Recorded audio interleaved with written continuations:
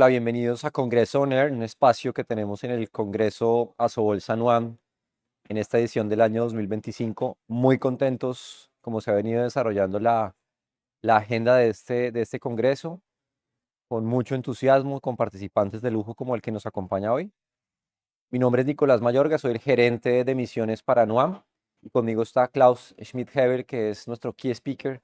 Es director y jefe economista de la OCDE y es profesor universitario.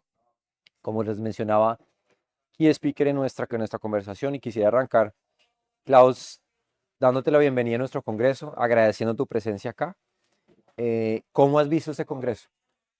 Este es un congreso extraordinario, Nicolás. Tengo que felicitarte a ti y los demás organizadores porque en un día y medio muy apretado, de una agenda muy intensa, hemos dado un tour, los franceses dirían un tour de force, por lo intensa la agenda, a los temas principales para nuestras tres economías, para Colombia, para Perú y para Chile, especialmente, pero no exclusivamente en lo que concierne a su integración financiera, que en forma tan exitosa está empujando NUAM o bajo el alero NUAM, la integración de los mercados de capitales, la integración de las bolsas, que es el gran ideal que estamos buscando todos los profesionales, los economistas, los expertos en finanzas, en las tres economías. Así que felicitaciones, ha sido un gran congreso. Muchas gracias, Klaus, y gracias por acompañarnos en esta edición.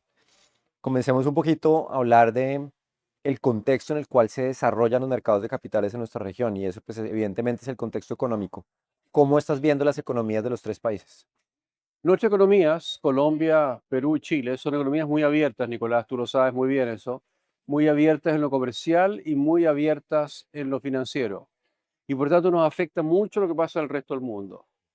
Y este no es un año fácil, este es el año quizás de mayor incertidumbre desde la Guerra Fría que terminó el año 1991, o quizás también el mayor año de mayor incertidumbre después del COVID en los primeros meses, y está marcado por la incertidumbre geopolítica mundial, las tensiones que nosotros vemos de guerras regionales, invasiones, etcétera, pero además está marcado por las declaraciones y las acciones del presidente de Estados Unidos, que no han sido muy afortunadas, especialmente en lo comercial, porque ha erigido estos aranceles insólitamente altos, no vistos desde la Gran Depresión y de antes en Estados Unidos, aranceles a sus importaciones que por supuesto nos pegan muy mal a las economías que exportamos bienes manufacturados o servicios y especialmente materias primas como hacemos en Colombia, en Perú y en Chile. Entonces, es el escenario externo. Sobre el escenario externo, internamente, nuestras tres economías también tienen cosas en común y que son relativamente adversas. Y esa adversidad proviene del hecho de que existe una fragmentación política muy grande que se refleja en gobiernos débiles, muchas veces minoritarios, y además gobiernos que cambian de signo de forma bastante extrema de una administración a la otra, inestabilidad política. A su vez, ciertamente hay enormes retos económicos de corto plazo y de largo plazo. Lo de corto plazo, déjame concentrarme primero en eso, son los que tienen que ver con nuestras coyunturas. Son un poquito distintas nuestras tres coyunturas porque hay efectos, hay fenómenos que son idiosincráticos a cada país. Pero lo que tenemos en común es que enfrentamos aún tasas altas en Estados Unidos, enfrentamos aún un reto doméstico por reducir la inflación a nuestras metas de inflación, que son el caso del Perú 2%, el caso de Colombia y Chile tengo entendido que son 3%. Así es. Todavía estamos por encima de eso, estamos convergiendo, por tanto nuestras tasas internas también son altas todavía. Estamos en un contexto de crecimiento relativamente deprimido en las tres economías, en lo cual influyen fenómenos transitorios, los coyunturales internacionales. El crecimiento es más bajo por los anuncios de Trump y por los aranceles, no mucho más bajo, no entramos en recesión, pero no estamos en un momento, el crecimiento nuestro es mediocre, es mediocre. Los retos son enormes, los retos de transformación estructurales son enormes para volver a crecer a tasas a las cuales nosotros crecíamos hace 3, 5, 7 o 10 años atrás en cada una de nuestras economías. Klaus, uno de los tal vez factores más relevantes en la coyuntura actual tienen que ver con el tema fiscal. Sí. ¿Cómo estás viendo el tema fiscal en las economías que integran el mercado integrado de NUAM? Con mucha preocupación. Yo creo que con en mayor medida o menor medida, depende de cada país un poquito, ¿no es cierto? La situación es un poquito distinta, pero no estamos en sendas sostenibles fiscalmente. Mm, Nuestros déficits son demasiado elevados, nuestra relación entre deuda y PIB va aumentando, por tanto, mm, porque los déficits exceden del umbral el cual se mantiene la relación entre deuda pública bruta y el PIB nuestro, crecemos poco, entonces el denominador de esa razón nos está apuntando, nos está ayudando para reducir la relación entre deuda, todo lo contrario, está aumentando la relación entre deuda y PIB. Tenemos enormes retos en circunstancias en los cuales nuestras primas de riesgo, que varían mucho de país en país en nuestros países, pero son más altas que hace algunos años, sobre un nivel de tasas que son las tasas americanas, que también son más altas por la coyuntura de altas tasas de la Fed y además unas primas soberanas que incluso en Estados Unidos han aumentado levemente. Entonces, estamos en una situación en la cual nuestra situación fiscal está muy, muy restringida. Tenemos también en varios de nuestros países, no los voy a nombrar por supuesto, gobiernos que gastan excesivamente, que no son fiscalmente responsables. Tengo esperanza que los cambios de gobierno el próximo año permitan consolidar la situación fiscal. Es una tarea urgente porque sin, y eso todas mis investigaciones y todo lo que he leído de mis colegas apunta a la misma dirección, los economistas estamos 100% de acuerdo, de que sin estabilidad fiscal, sin estabilizar la relación entre deuda bruta y PIB, no existe la posibilidad de emprender una ruta nuevamente a un crecimiento económico más sostenible, crecimiento a su vez que permite diseñar y aplicar programas sociales que den oportunidades a nuestra población más vulnerable, más pobre o más rezagada en sus opciones de desarrollo. Vamos a ir entrando también, Klaus, si te parece, un poquito como más al mercado de capitales. Uno de los paneles que tuvimos en este congreso estuvo relacionado con las AFPs.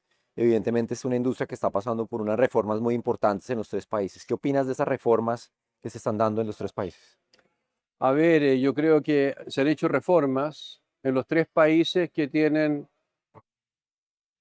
muy escasos elementos positivos y muchos elementos malos. Mm, Déjeme empezar con Perú, que hace varios años ya permitió el retiro masivo de los ahorros previsionales por parte de los peruanos, con el cual se redujo mm, enormemente los ahorros previsionales, muy importante para la vejez de los peruanos porque se dio la opción de retirar una fracción altísima de lo ahorrado.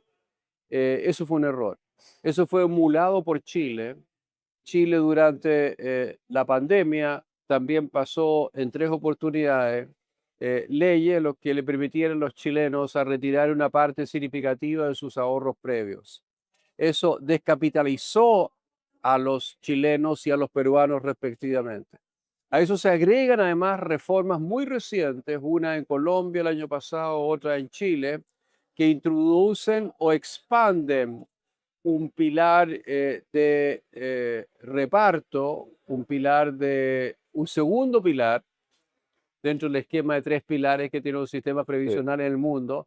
El segundo pilar es de contribuciones forzosas. Y tanto en Chile como Colombia se expandieron los pilares que están basados en un sistema de reparto administrado por el Estado o semi-administrado por el Estado. Y eso yo creo que es una muy mala idea porque toda la evidencia empírica, no latinoamericana, mundial, muestra que los sistemas de reparto no son sostenibles por los cambios demográficos, por los cambios fiscales en el tiempo y que son mucho más eficientes en el manejo de los ahorros y tienen una relación mucho más cercana entre contribuciones y beneficios esperados, con lo cual el impuesto puro, el componente de impuesto puro del trabajo de un sistema de reparto es mucho más alto, un sistema de capitalización privada en cuentas privadas individuales mucho más bajo que el componente de impuesto puro y por tanto con esas medidas se genera mayor informalidad. Informalidad que ya es altísima en Perú, en Colombia, incluso en Chile, que ya llegamos al 30% o más. Esto solamente va a ir creciendo con estos componentes del sistema de reparto que hemos fortalecido, incrementado o adoptado en el caso de Chile que no había antes. Eh, hay muchos otros elementos, no conozco el detalle de la reforma colombiana, pero sí la chilena. Hay muchos otros elementos malos que se adoptaron. Hay un elemento muy bueno también, porque así como se introdujo un pequeño reparto, se expandió significativamente la tasa de contribución obligatoria a los sistemas de capitalización privados en Chile del 10% al 14,5% y del largo plazo al Mm. 16%, lo que es buena noticia porque hace más sostenible y incrementa los niveles de pensiones para todos los trabajadores, hasta un 60% respecto de lo que serían esos mismos niveles de pensiones en ausencia de este incremento obligatorio a la capitalización individual. Klaus, las AFP son un jugador muy importante en el mercado de Así capitales y es. seguramente las reformas pensionales de los tres países van a tener impacto en ese sentido. ¿Cómo estás viendo la participación de las AFPs en el mercado de capitales? ¿Qué puede, digamos, tener de efecto? Es absolutamente central.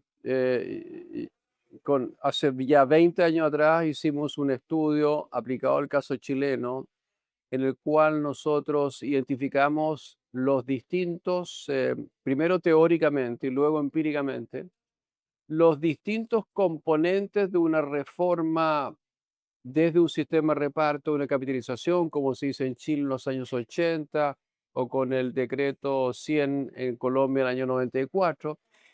¿Qué impacto tiene sobre, en última instancia, sobre el PIB per cápita, sobre el crecimiento?